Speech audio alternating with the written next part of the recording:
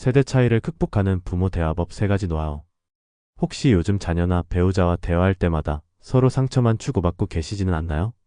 말 한마디가 잘못 나가면 며칠씩 서먹해지고 진짜 하고 싶었던 말은 전혀 전달되지 않는 경험을 반복하고 계신가요?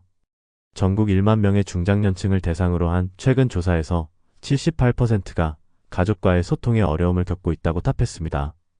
특히 50대 이후 부모님들은 성인이 된 자녀들과 점점 멀어지는 느낌을 받으며 답답함을 호소하고 있습니다. 하지만 지금부터 말씀드릴 과학적으로 검증된 대화법을 익히시면 단 15분만 해도 가족 관계가 달라지는 경험을 하실 수 있습니다. 실제로 이 방법을 적용한 63세 박영희 씨는 20년간 냉랭했던 딸과의 관계를 완전히 회복했고, 58세 이만수 씨는 직장에서 부하, 직원들과의 갈등이 사라져 팀 성과가 30% 향상되었습니다. 우리 뇌에 숨겨진 대화 실패의 비밀. 먼저 왜 우리가 대화에서 자주 실패하는지 그 원리부터 이해해 보겠습니다. 우리 뇌는 마치 냄비와 같습니다. 평상시에는 뚜껑이 닫혀 있어서 2가지 놀라운 능력을 발휘할 수 있습니다. 첫 번째는 상대방을 공감하는 능력입니다.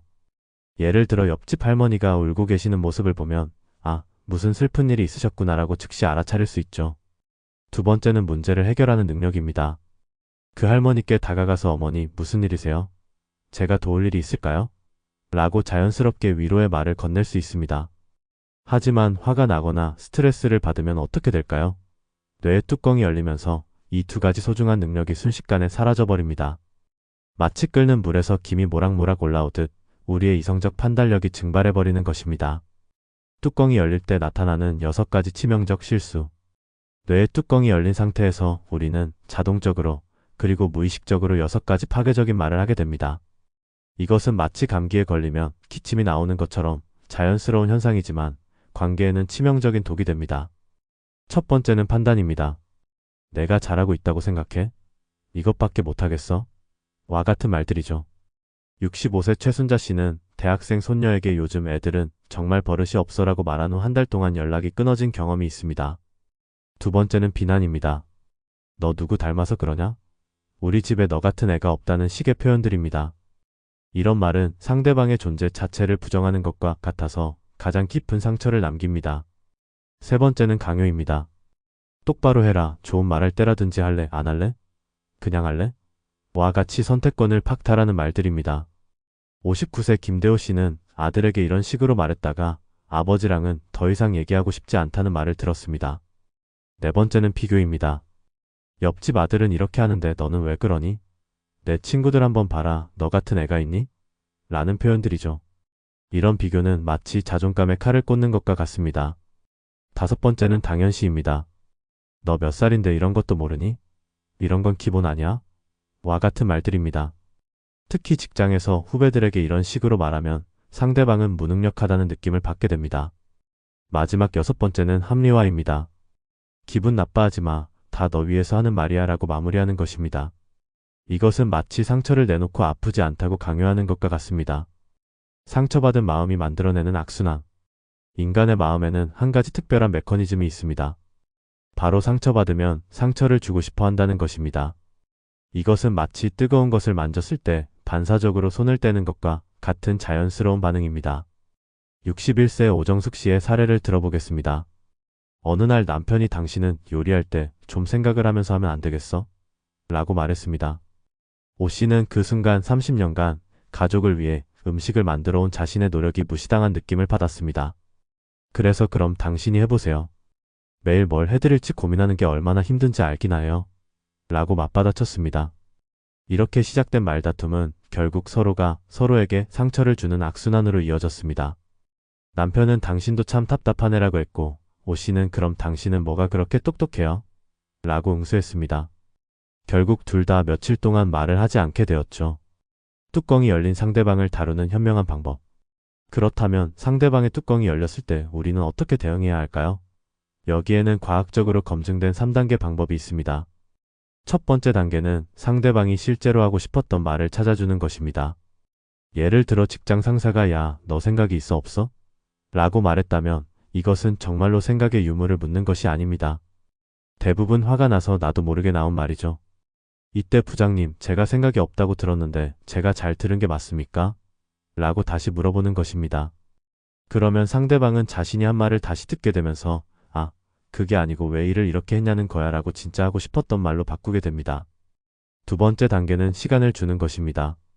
56세 장미경 씨는 남편과 크게 다투었을 때 여보, 잠시 시간을 주세요. 제가 정리해서 다시 말씀드릴게요 라고 말했습니다. 그리고 상대방에게도 혹시 무슨 일이 있으셨나요? 많이 힘드셨죠? 라고 물어봤습니다. 과학자들의 연구에 따르면 사람의 뇌가 흥분 상태에서 진정되는 데는 최소 15초에서 최대 15분이 걸린다고 합니다. 이 시간만 기다려주면 상대방 스스로 뚜껑을 덮을 수 있습니다. 세 번째 단계는 다시 대화를 시작하는 것입니다. 시간이 지나면 상대방이 먼저 아까 내가 말한 건 좀 미안한데 내가 하려고 했던 말은 이라고 시작하게 됩니다. 이때가 바로 진짜 대화가 시작되는 순간입니다. 직장에서 통하는 대화의 기술. 직장에서 대화를 잘하는 사람들에게는 공통점이 있습니다. 바로 모호한 말, 부정적인 말, 실현 불가능한 말을 절대 사용하지 않는다는 것입니다. 예를 들어 열정을 갖고 일하세요 라는 말은 듣기에는 좋지만 실제로는 아무런 도움이 되지 않습니다. 열정이 무엇인지 어떻게 가져야 하는지 구체적이지 않기 때문입니다. 마치 7살 아이에게 빨래해라고 시키는 것과 같습니다. 아이는 빨래가 무엇인지 모르니까 할 수 없죠. 대신 구체적으로 말해야 합니다. 이 보고서의 숫자 부분을 다시 한번 확인해 주세요. 나 고객과 통화할 때는 먼저 인사말을 해주세요.처럼 실현 가능하고 구체적인 요청을 하는 것입니다.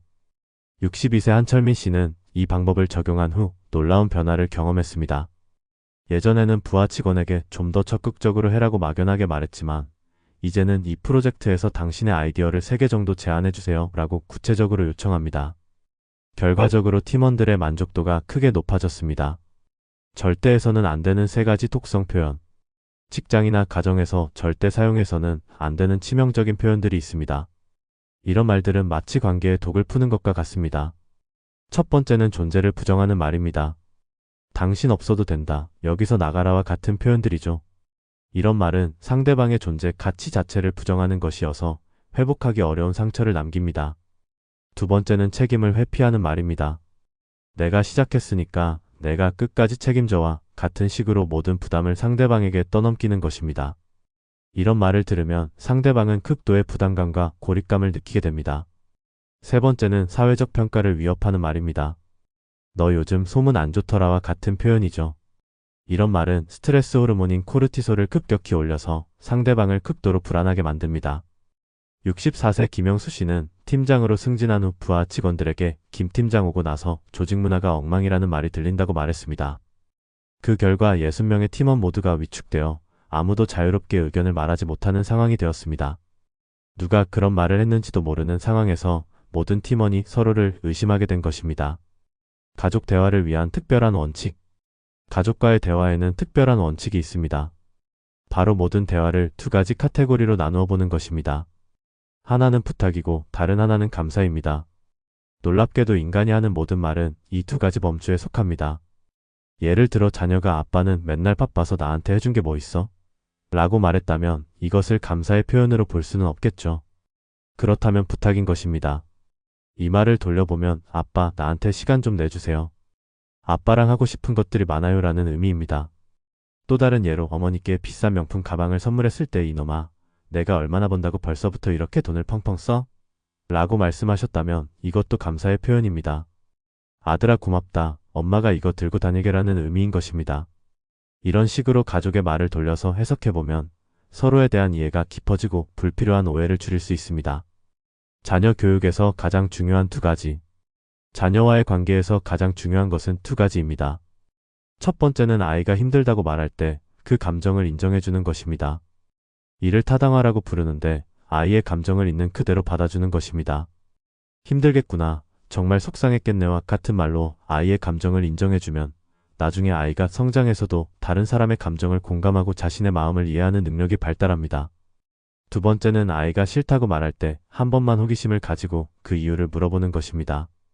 왜 싫은지 아빠가 들을 수 있게 말해줄래? 라고 질문하는 것입니다. 이런 질문을 듣고 자란 아이들은 자신의 욕구가 무엇인지 명확히 알게 되고 나중에 부당한 대우를 받을 때 자신의 주장을 당당히 펼칠 수 있는 사람으로 성장합니다. 실제 변화를 만든 감동적인 사례. 67세 박정호 씨의 이야기를 들려드리겠습니다. 박 씨는 조직에서 뛰어난 능력으로 인정받는 간부였지만 부하 직원들을 마치 도구처럼 대했습니다.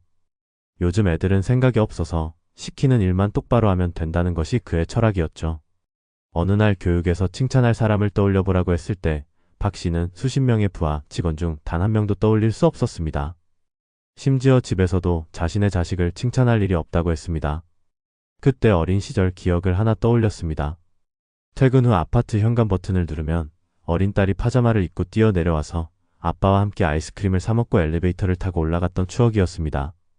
박 씨는 그 기억을 문자로 써서 딸에게 보냈습니다. 우리 딸 기억나니? 아주 어릴 때 아빠 손잡고 아이스크림도 먹고 엘리베이터도 같이 탔었는데 교육받다가 문득 그 생각이 났다. 너무 고맙다. 아빠한테 이런 좋은 추억을 줘서. 딸은 3초 만에 메시지를 읽었지만 답장은 4일 후에 왔습니다.